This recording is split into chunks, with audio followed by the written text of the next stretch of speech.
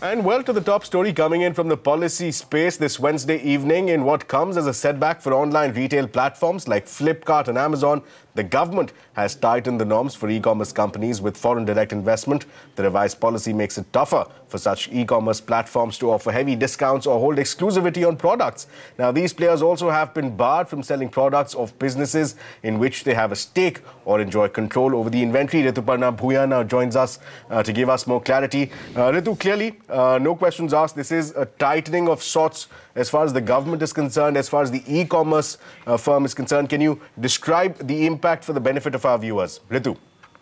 Well, this means that, the products which one could exclusively buy from a e-commerce portal, and this was a successful marketing strategy which was used by almost all e-commerce platforms, that won't be allowed from now on, which means that any product cannot be sold exclusively by a foreign-funded e-commerce platform. That is one. Secondly, what we saw in the fine print is the expansion of the level playing field norms. These new norms now say that all buyers in such platforms will have to have access to logistics, warehousing, advertisement, marketing, payments, financing, etc. One or two or a set of buyers cannot be given priority by the e-commerce player while marketing products. All buyers in a platform will have to be treated equally. Not only that, even as far as cashback by group companies of e-commerce portals, they will have that has to be done in a fair and non-discriminatory manner. This is what the new FDI norms on e-commerce say. Last but not the least, if a e-commerce portal holds equity in a company which sells products through its portal, then earlier it was allowed, but the new norms say that any company which has equity participation from a foreign-funded e-commerce player will not be able to sell products from such a seller. So these are the three important norms that I saw. Last but not the least, these norms will be applicable from 1st of February 2019, and every year by 30th of September, RBI will have to be given a compliance certificate by these e-commerce companies every year regarding the compliance of these norms, which was released today.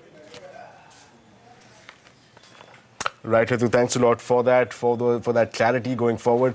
In fact, to discuss this very same issue, we are now joined by Ashwani Mahajan, the co-convener of Swadeshi Jagran Manch, PwC's Akash Gupt, as well as Praveen Khandelwal, Secretary General of CAIT. Mr. Gupt, let me come to you first.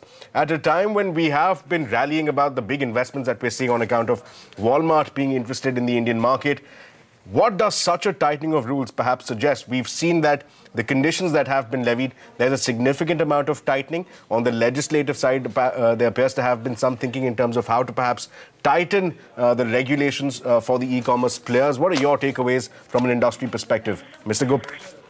Yeah. So there are two kinds of clampdowns which have come in. One is in relation to the way group companies, if any of the marketplace entities, the restrictions being imposed on their trade on the marketplace.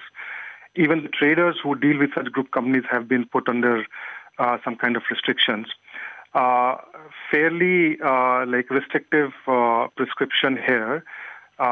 If you look at historically in 2009, when the government came on the wholesale trading guidelines, even there the wholesale traders were allowed to deal with group companies up to 25% of their turnover. And the same principle was followed in the earlier Press Note 3, where up to 25% of the turnover could be maintained when you are dealing in an e-commerce platform.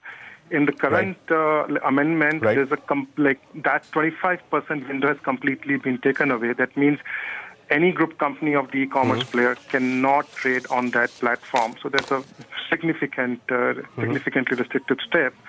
So that's one which can have impact on FDI on some of the companies coming in, so they would need to have a relook at their structures and see how it becomes compatible with these regulations.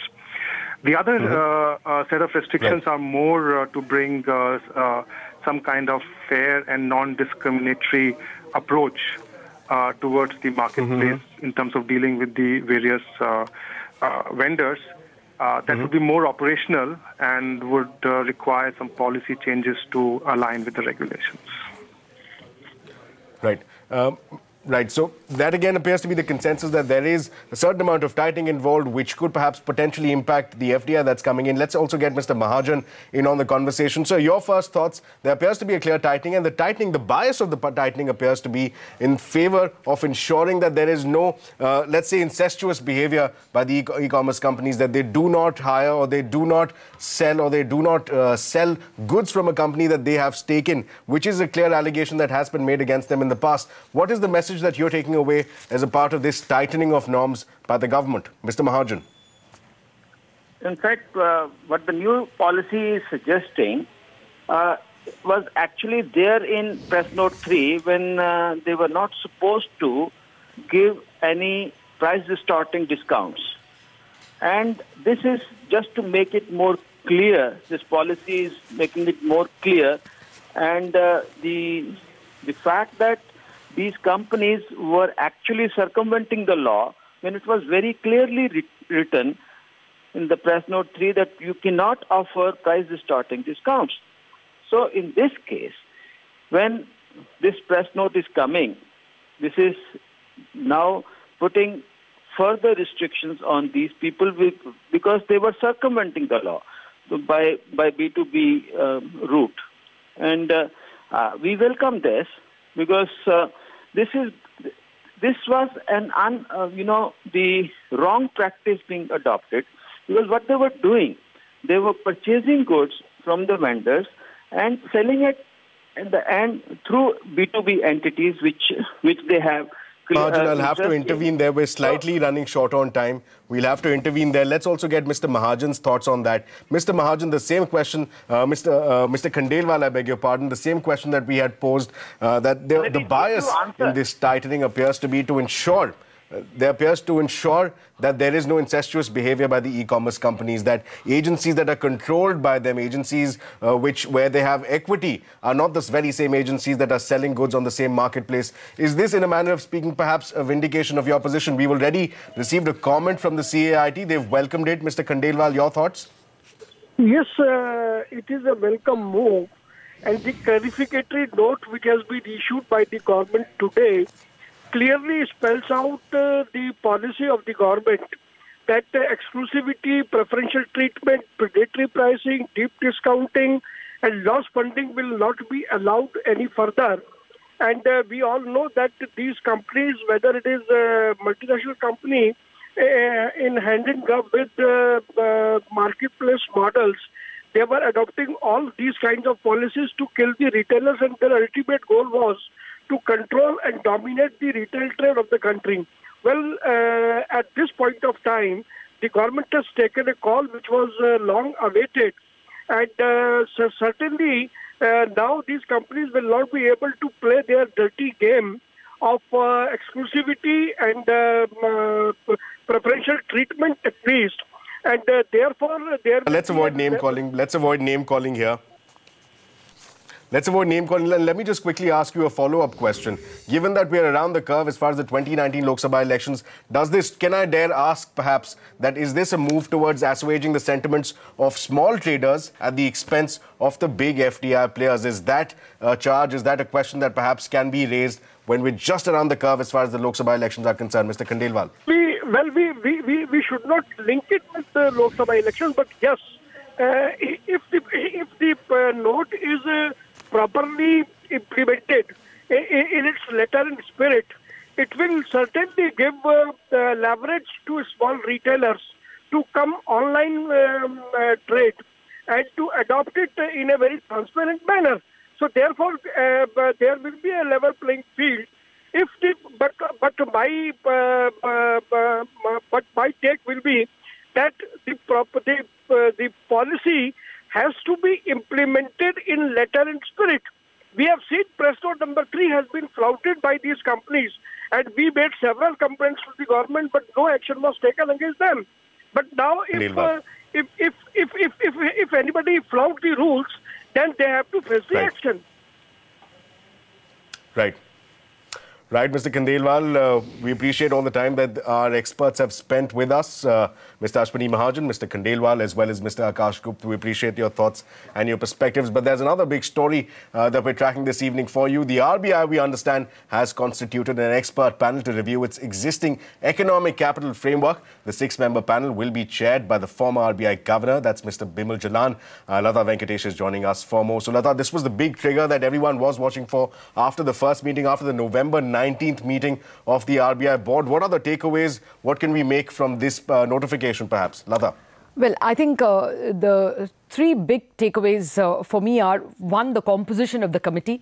It seems extremely fair because you have two former governor, deputy governor as members, key members, chairman and vice chairman. And then you have two members who are board members, senior people who have been on the board for a longish bit. And then the two other members, Subhash Garg and Vishwanathan. One would assume one will speak for the government and one will speak for the RBI. So it does look evenly balanced, and the takeaways, the recommendations of this committee will not be doubted because the composition was in favor of one party or the other, or so it seems. It looks like a fairly well-constituted body, though I would request comments from experts on the composition. The second important takeaway is that the committee will report within 90 days from the date of its first meeting. Now, when we tried to reach Dr. Bimal Jalan for his comment, he said, I will comment after I get the letter. So clearly the letter has not reached the members of the committee. So first it reaches them, and then the first meeting is called, and 90 days from that day, we're almost at the end of the year. So chances are the committee will meet earliest in the first week or first part of January. 90 days from that would mean that, it would be post March 31st that the time limit would end. It is clearly not possible for the government to take any of the monies from the RBI's capital, even if the recommendations allowed it. So it will come only into the next year's budget, or the decision will be taken by the next government. Probably an NDA government, probably a BJP government, probably some other kind of government. But clearly the decision is not going to be taken to take away the retained earnings of the Reserve Bank by a government that is about to face the elections in the next few months. So that itself is a very fair and positive outcome. A third point that intrigued me is the terms of reference of the committee. And that's, I just wanted to read that out. Keeping in consideration, one, statutory mandate under Section 47 of the RBI Act and the profits of the RBI shall be transferred to the government after making provisions which are usually provided by the bankers. Now, that phrase is a little surprising. The Section 47 of the RBI Act itself says that whatever surplus after meeting expenses is left with the RBI may be transferred to the government. So this additional phrase, which are usually provided by the bankers, is something I'm not able to comprehend. We have to find out what was the purpose behind putting that phrase in the terms of reference. To help us understand the release and the decision better, we are joined by former Deputy Governor of the Reserve Bank of India, Mr. H.R. Khan. In a bit, we're going to be joined by more experts. Mr. Khan, good evening. Thank you very much for joining us. Your first thoughts on the composition of the committee. Do you think we are going to get a fair result? There are two former RBI inmates and one current RBI inmate in the committee. Who are the other three members? Sir, I'm sorry. Okay. Dr. Bimal Jalan, Chairman. Vice Chairman, Dr. Rakesh Mohan. Other members, Bharat Doshi, Sudhir Mankad, both of whom are current Central Board members. And the other two members, Subhash Garg and N.S. Vishwanathan. And? N.S. Vishwanathan. Okay. Does it look like it is balanced between government and RBI? No side will have an advantage, you think? No, I think it's a fair, balanced composition. Okay. And both the chair and the vice chair are well-experienced economists who had been at the helms of affairs. And both of them understand RBI balance sheet very thoroughly. In fact, Dr. Bimal Jalan has been architect of some of those provisions in the RBI Act probably he will bring his experience into this committee. Fair point, sir. It's a good composition between both the chair and the vice chair. Okay, so the committee will submit its report within a period of 90 days from the date of its first meeting. This looks like, Dr. Jalan said that he hadn't yet got the letter. I assume the other members also will get the letter in the next few days. It therefore looks like 90 days will end, on March 31st if the committee were to meet on Jan 1st or the first week of January. So does it look like any decision on the capital can be taken only by the next government? No. They will do this exercise in 3 months, or they may take some short extension, because this issue is a very complex issue, and which has been going on for last so many years and maybe decades. And this economic capital framework, how to create a structure which is every year, at least from my own experience, I would say, every year we used to have the haggling, how much should go and how much should be retained in the provisions. And you quoted Section 7. Yes. Mr. Khan, we are losing you. Mr. Khan, we are losing you. If you can repeat it. That was going to be my next question to you. The terms of reference says statutory mandate under Section 47 of the RBI Act that the profits of the RBI shall be transferred to the government after making provisions, which are usually provided by the bankers. I didn't get that at all. Is the terms of reference clear to you? Section 47 is quite convoluted.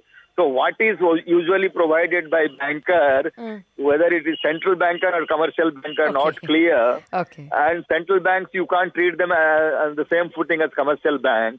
So I think we have to, I think this committee has flexibility to interpret that in a manner it thinks appropriate. But if I'm permitted, I'll just flag 3-4 issues. Please. I'm sure this committee will look into that. Yes, that was to be my next question.